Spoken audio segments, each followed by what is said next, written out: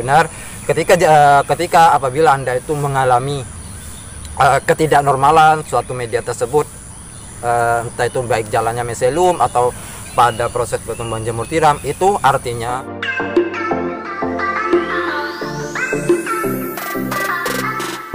sahabat jamur, apakah Anda pernah mengalami suatu hal yang tidak diinginkan? Salah satu contoh misalkan bakloknya belang, kemudian bibitnya mati, tumbuhnya tidak normal. Yang disebut tumbuhnya tidak normal itu kecil-kecil atau sulit untuk tumbuh. Antara periode satu dengan periode berikutnya itu sangat lama sekali jaraknya. Nah, di video kali ini saya akan menjelaskan kepada sahabat-sahabat jamur gimana sih cara mengatasi masalah seperti ini. Makanya bagi Anda yang baru datang di channel ini, silahkan subscribe terlebih dahulu agar Anda tuh tidak ketinggalan informasi-informasi terbaru dalam dunia seputar jamur tiram. Yang pertama adalah Anda itu menggunakan tetes tebu. Jadi seperti yang saya jelaskan, jadi ini ada 3 bahan yang perlu Anda lakukan untuk pada proses pembuatan media backlog. Yang pertama adalah menggunakan tetes tebu. Bahwasanya tetes tebu adalah itu sumber dari glukosa atau sumber dari energi untuk suatu kegiatan makhluk itu sendiri. Lah, tetes tersebut itu ternyata banyak fungsinya. Itu dijelaskan pada video ini. Saya jelaskan itu sudah sangat lengkap sekali, dan di sini saya cuma mengulas bahwasanya ternyata tetes tebu ini selain dapat mendorong pertumbuhan miselium, dan juga dia dapat membantu pada proses fermentasi media backlog itu sendiri. Yang pertama adalah fungsi dari tetes itu adalah sebagai sumber energi. Jadi apabila suatu makhluk hidup atau suatu mikroba yang Anda campurkan pada proses media backlog, apabila itu tidak ada energinya atau tidak ada tenaganya, maka secara logikanya kerja dari bakteri itu tersebut akan lambat. Jadi apabila kerja dari bakteri itu sendiri akan lambat atau akan lama sekali, maka yang terjadi adalah nutrisi atau unsur hara yang ada di media tersebut itu tidak terurai secara maksimal. Jadi itulah fungsi yang pertama. Kemudian yang kedua, fungsi dari tetes tebu atau glukosa ini adalah memaksimalkan kerja dari bakteri itu sendiri, yaitu diibaratkan apabila suatu benda, gimana ya agar enak saya menjelaskan lah, diibaratkan bakteri itu adalah motor dan tetes atau glukosa itu adalah bensinnya. Jadi itu sebagai tenaganya. Jadi itu sebagai bahan untuk mengaktifkan suatu benda tersebut. Jadi apabila kenapa kok tetes ini sebagai memaksimalkan suatu kerja bakteri? Ya, karena tetes ini sendiri yaitu memiliki adalah salah satu sumber makanan dari bakteri itu sendiri. Apabila bakteri itu terpenuhi makanannya, otomatis dia sangat cepat sekali perkembangannya bakteri. Sehingga apabila bakteri itu sangat cepat sekali perkembangannya, maka secara logikanya proses fermentasinya itu akan cepat sekali. Jadi itulah logikanya yang pertama. Yang kedua, terus yang ketiga adalah mempercepat tekanan osmosis. Jadi apa mas tekanan osmosis itu mas? Jadi tekanan osmosis itu gini, dia itu mendorong suatu mikroba atau suatu makhluk hidup, suatu bakteri agar kerjanya itu secara maksimal. Jadi itu ditekan. Maksudnya itu gambarannya gimana ya, agar para sahabat-sahabat jamur gini aja sudah. Kalau mempercepat tekanan osmosis, jadi biasanya kalau Anda tuh kalau Anda itu melakukan suatu fermentasi, pasti kalau memang bakterinya itu sangat cepat sekali prosesnya, berarti biasanya pada setelah umur 1 malam itu akan terjadi perubahan pada media tersebut, entah itu dari panas, kemudian dari segi warna, kemudian dari segi aroma. Lah itu tekanan osmosis. Osmosis itu biasanya itu dicirikan dengan panasnya suatu media itu sendiri. Biasanya kalau memang bakterinya itu bagus, media itu akan panas. Jadi itu sangat panas sekali media tersebut itu. Jadi itulah gambarannya kalau osmosis itu seperti itulah. Apabila itu tidak ada tekanan osmosis sama sekali, biasanya fermentasi media tersebut itu tidak berhasil atau tidak maksimal untuk melapukan suatu media tersebut. Jadi itulah yang pertama adalah menggunakan tetes. Kemudian yang kedua adalah menggunakan air kelapa. Jadi air kelapa sendiri ini selain berfungsi untuk sebagai perangsang, dia juga mendukung atau mendorong untuk proses fermentasi media backlog sendiri. Yang pertama adalah fungsi dari air kelapa itu sebagai sumber hormon, itu sebagai sumber hormon. Jadi memang sudah tidak asing lagi para sahabat-sahabat jamur kalau air kelapa ini sebagai sumber hormon sudah tidak asing lagi, karena air kelapa ini mengandung auksin, sitoginin, gibrelin, misalnya kalau tidak salah itulah.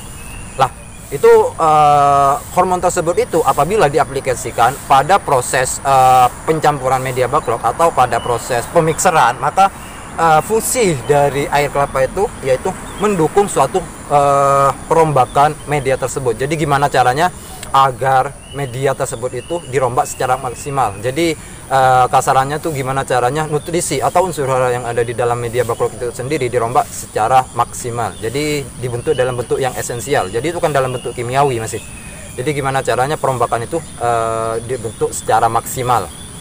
Jadi salah satu dari mempercepat suatu fermentasi itu adalah dari bakteri, dari hormon itu sendiri. Jadi memang banyak sekali fungsi-fungsi dari air kelapa ini sendiri. Dia kalau disemprotkan pada media backlog dia akan mempercepat proses tumbuhnya pinhead atau tumbuhnya primordi. Jadi ini memang bagus sekali untuk para sahabat-sahabat jamur diterapkan. Terus yang kedua adalah harus ada bakteri ya. Jadi meskipun Anda itu mau mengaplikasikan air kelapa itu, namun dia tidak ada bakterinya, itu sama sekali Anda itu mengaplikasikan air, bos. Kenapa? Karena air kelapa atau hormon tersebut itu tidak berfungsi sama sekali. Karena apa? Karena yang mau didorong atau yang mau dipacu itu tidak ada orangnya itu. Jadi ibaratkan kalau diibaratkan itu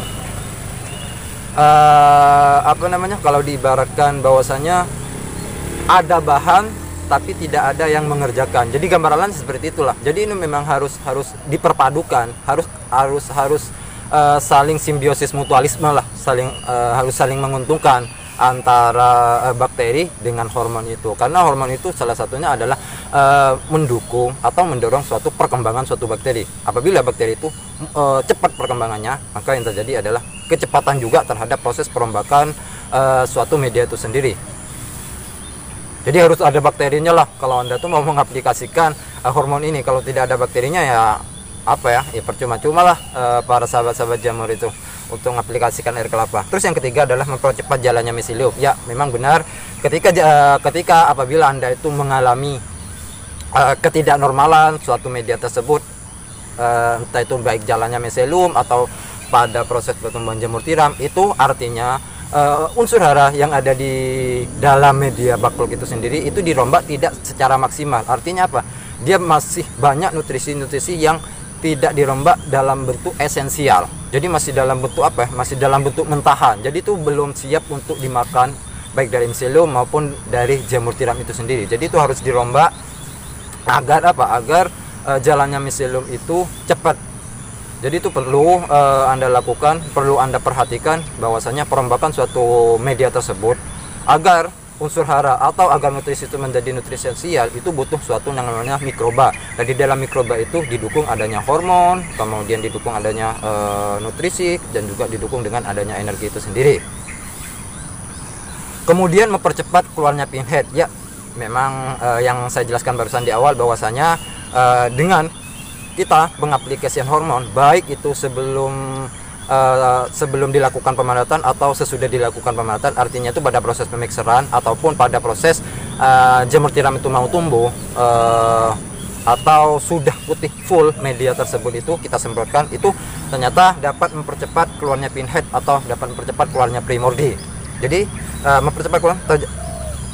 Kenapa? Karena di dalam suatu media tersebut itu kalau memang ada bakterinya itu masih terjadi perombakan atau terjadi decomposer. Artinya itu gimana caranya media tersebut itu dirombak secara maksimal. Artinya itu biar nutrisi tersebut itu diserap secara maksimal oleh miselium maupun jamur tiram itu sendiri. Kemudian yang kedua adalah memaksimalkan kandungan unsur hara pada media tersebut. Jadi gimana caranya unsur hara atau nutrisi yang ada di media tersebut ini dirombak agar pertumbuhan jamur tiram itu secara maksimal. Jadi biasanya kalau memang bakterinya ini memang perombakannya sangat bagus sekali, biasanya tuh umur backlog itu agak lama sih. Kalau perombakannya tidak maksimal, itu biasanya meskipun biasanya backlog itu masih produktif, itu dibuang. Karena apa? Karena pertumbuhan jamur tiram itu tidak normal. Kemudian panennya tuh sangat lama sekali sehingga akan bosan sih menunggu menunggu keluarnya jamur tiram tuh sehingga akan bosan, akhirnya dibuang, diganti yang baru lagi. Lah ternyata setelah kita kaji bahwasanya kesalahannya kita itu pada proses fermentasi itu sendiri, kesalahannya kita itu. Terus yang ketiga adalah menggunakan susu dengkau.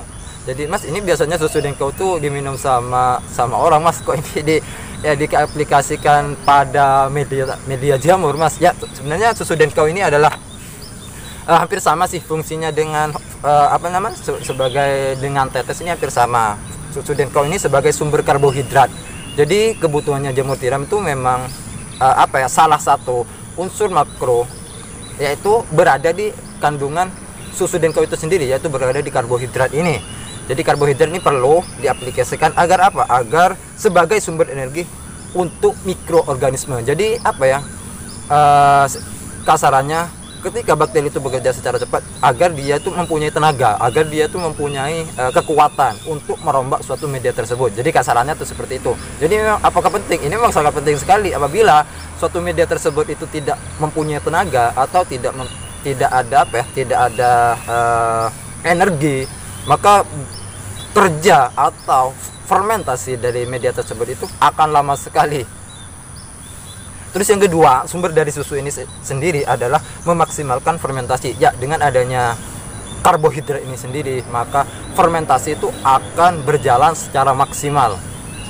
Jadi memang ini memang bagus sekali untuk Anda terapkan pada media tersebut. Terus yang ketiga adalah meningkatkan bobot jamur. Ya, apabila nutrisi atau vitamin akan terpenuhi pada media tersebut itu, insya Allah tuh bobot jamur Anda tuh akan bertambah daripada Anda menggunakan bekatul sama kapur aja. Jadi soalnya bahan yang Anda aplikasikan pada media tersebut itu sudah salah satunya adalah sumber karbohidrat dan juga glukosa. Sedangkan karbohidrat itu sendiri memang harus ada pada media tersebut. Oke, sahabat-sahabat jamur, mungkin cukup sekian video kali ini. Ya, semoga video ini bisa bermanfaat untuk sahabat-sahabat jamur dimanapun kalian berada. Dan semoga informasi ini bisa memberikan kesemangatan untuk sahabat-sahabat jamur. Dan apabila Anda menyukai video ini, silahkan like dan share agar video ini bisa bermanfaat untuk orang. Dan bagi Anda yang belum subscribe, silahkan subscribe agar Anda tuh tidak ketinggalan informasi-informasi terbaru dalam dunia seputar jamur tiram. Ya, apabila ada yang mau ditanyakan tentang apa yang saya jelaskan mulai awal sampai akhir ini, silahkan tulis di komentar di bawah sini. Oke, sampai jumpa di video saya selanjutnya, masih dalam dunia seputar jamur tiram. Salam pemuda tani.